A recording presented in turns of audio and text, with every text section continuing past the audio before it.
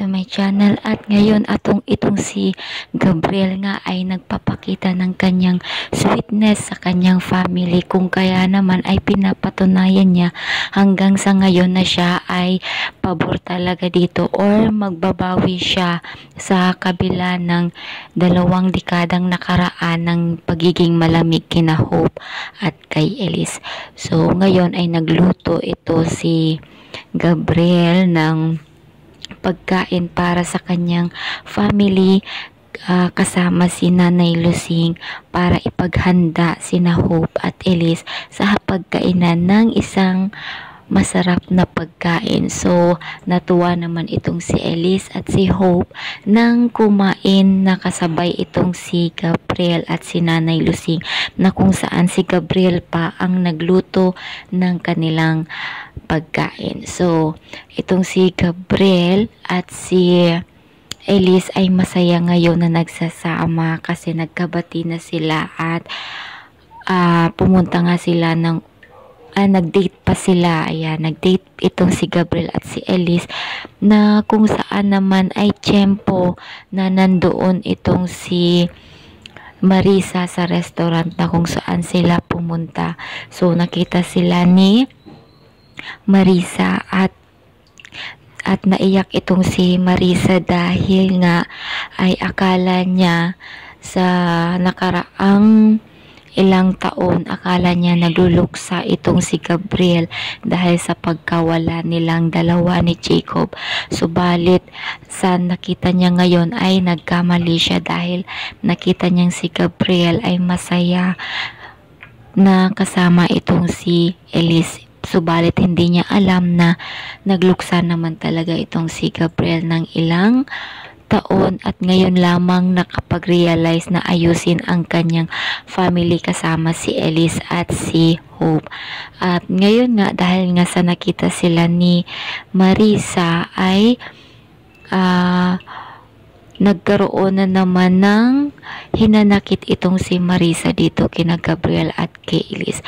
At ngayon nga itong si Ibo ay itong si Jake ay tuwang-tuwa nang makita niya si Ibo na bumalik na dahil dinalaw ni Marisa itong si Jacob doon sa puntod na kung saan niya iniwan ito sa kakahuyan.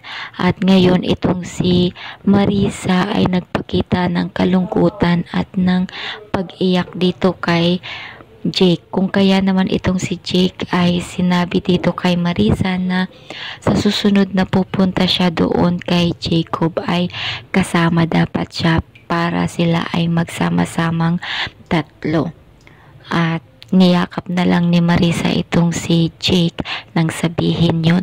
At ngayon nga itong si Jake ay inimbita na nga itong si Hope para dumalaw sa kondo ng kanyang Ibo dahil nga gustong makita or makilala ni Marisa kung sino man ang babae na kinakahulmalingan nitong si Jake.